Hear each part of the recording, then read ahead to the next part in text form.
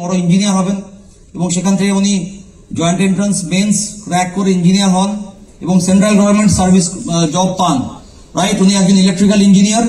এবার বাকি কথাটা ওভার টু গোপী স্যার। নমস্কার, নাম স্যার বললেন গোপীনাথ দে। আমার পরিচয়, আমি একজন regional team coordinator of my lifestyle marketing global private limited এবং স্টার ফার্ম। সো এই বিজনেসটা সপ্তাহে একদিন করি, তার মতো 4 সপ্তাহ হয় না। সপ্তাহে একদিন, তাও 4 সপ্তাহ 3 সপ্তাহ, মানে 3 দিন অ্যাকচুয়ালি মাসে করি। সেখান থেকে এই র্যাঙ্ক অ্যাচিভ করেছি এবং মাস গেলে 50 থেকে 60,000, কখনো 70,000, কখনো 1 লাখ 1.5 লাখ অব্দিও রোজগার করেছি বা করি এখনো। এছাড়া আর একটা কথা বলি, যেটা স্যার বললেন, আমি diploma in electrical engineer, polytechnic এক্সামে অল ওয়েস্ট বেঙ্গলে 728 র্যাঙ্ক করেছিলাম। কলকাতার বা পশ্চিমবঙ্গের টপ কলেজ থেকে পড়াশোনা করেছি। সেকেন্ড জেই মেন্স, যেটা স্যার বললেন ল্যাটারাল এন্ট্রি, সেখানে 242 র্যাঙ্ক করি এবং কলকাতার সব থেকে নামি বেসরকারি কলেজ বিবি পোদ্দার থেকে ইলেকট্রিক্যাল ইঞ্জিনিয়ারিং পাস করি। একই সাথে কেমিস্ট্রি খুব ভালো লাগতো, তাই chemistry honours Netaji open university থেকে কমপ্লিট করি ফার্স্ট ক্লাস ডেস্টিনেশন নিয়ে। এর মধ্যে একটা পরীক্ষায় বসে মধ্যবিত্ত বাড়িতে যেটা হয়, পড়ার ইচ্ছা ছিল আরো অনেক, এমটেক করার ইচ্ছা ছিল, পিএইচডি করার ইচ্ছা ছিল, বাট সবাই জানি মধ্যবিত্ত বাড়িতে যেটা হয়, একটা সরকারি চাকরি পেলাম প্রথমবার পরীক্ষা দিয়ে, যেটা হচ্ছে Steel Authority of India Limited, SAIL. সেখানে জুনিয়র এক্সিকিউটিভ পোস্টে জবটা পেলাম। আজকে 10 বছর 12 বছরে প্রমোশন পেতে পেতে associate engineer. Total yearly CTC 15 lakh, 15 lakh yearly CTC, এর মধ্যে মেডিকেল ফেসিলিটি, ইন্স্যুরেন্স কভারেজ সব আছে। গ্রস স্যালারি যেটা অ্যাকাউন্টে ক্রেডিট হয় 75,000 প্লাস। তো এটা আমার জায়গা। বাট এখানে আমার একটা কথা বলার, যে খাঁচা সোনার হোক, সেটা আলটিমেট খাঁচা, ঠিক না ভুল?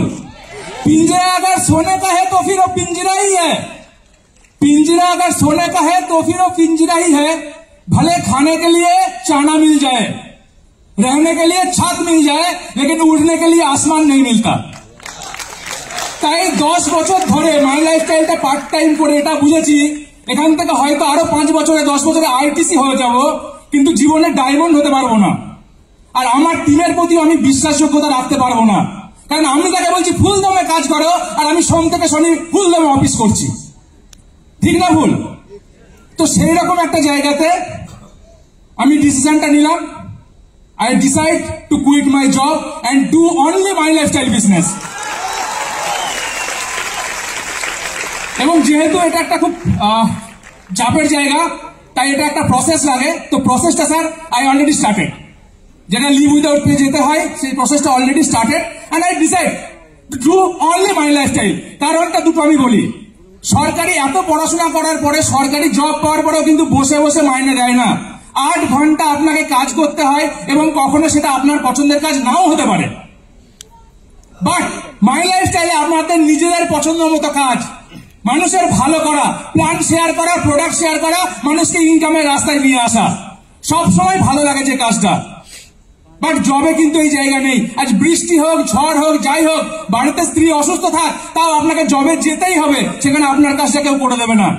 বাট এই বিজনেসে সেই সুবিধা আছে, অনেক দিন গেছে যে আমার কোনো অসুবিধা, আমার সিনিয়র, আমার মেন্টর মিস্টার অভিজিৎ স্যার সেই কাজটা করে দিয়েছেন।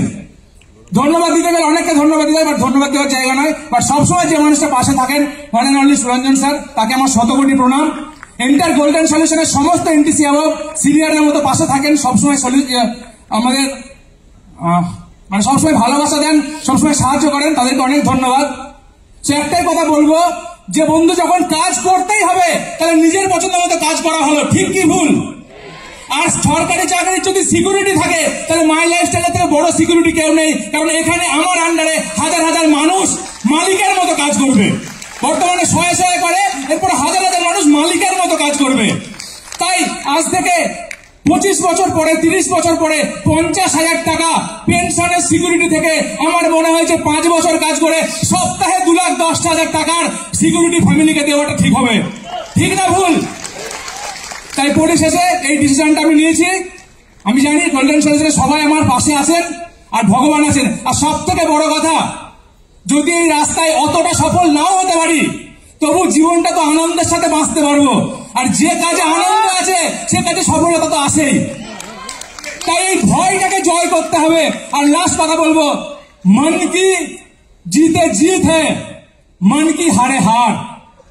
मन की जीते जीत है, मन की हारे हार। हार गए वो ভুলে গেছে। মানেটাই যে ছিল যে মনের জিতে জিত আর মনের হারে হার। হেরে গেলে তারা যারা স্বপ্ন না দেখে, আর এই স্বপ্ন দেখার অধিকারটা আমার। ভুলে যেতে পারি, বাট মনের ফিলিংসটা রিয়েল। তাই প্রত্যেককে বলবো, আজকের দিনে দাঁড়িয়ে স্যার যে আমাকে অ্যাওয়ার্ডটা দিয়েছেন, মোস্ট ইন্সপিরেশন লিডার অ্যাওয়ার্ড, এই অ্যাওয়ার্ডটা আমি সফল মনে করবো তখনই যখন আজকে একটা চাকরির জন্য, একটা পোস্টের জন্য লক্ষ লক্ষ ছেলে মেয়ে অ্যাপ্লাই করছে। 10টা পোস্ট, 1 লক্ষ অ্যাপ্লিকেশন। চাকরি চলে যেতে পারে, সেটা আমরা দেখে নিয়েছি। রাস্তায় দাঁড়িয়ে টিচাররা মার খাচ্ছে, ডাক্তাররা আন্দোলন করছে, প্যানেলের পর প্যানেল ক্যান্সেল হয়ে যাচ্ছে। তারপরে একটা 5,000 টাকা, 10,000 টাকা, 15,000 টাকা, 20,000 টাকা মাইনের চাকরিকে লোকে সিকিউর মনে করে। আর এত সুন্দর একটা সিকিউর জায়গা মাই লাইফস্টাইল, সেটাকে লোক সিকিউর মনে করে না। তাই আমার এই ডিসিশনে যদি একটা মানুষও ওই চাকরির লাইন থেকে সরে মাই লাইফস্টাইলের লাইনে দাঁড়ায়, তাহলে আমি মনে করবো আজকে যে অ্যাওয়ার্ডটা আমাকে দিয়েছেন এটা আমি প্রকৃত যোগ্য। So thank you. জয় হিন্দ, জয় মাই লাইফস্টাইল, জয় জয় Kalyan solution. Thank you. Thank you so much, Gopi sir. Thank you so much.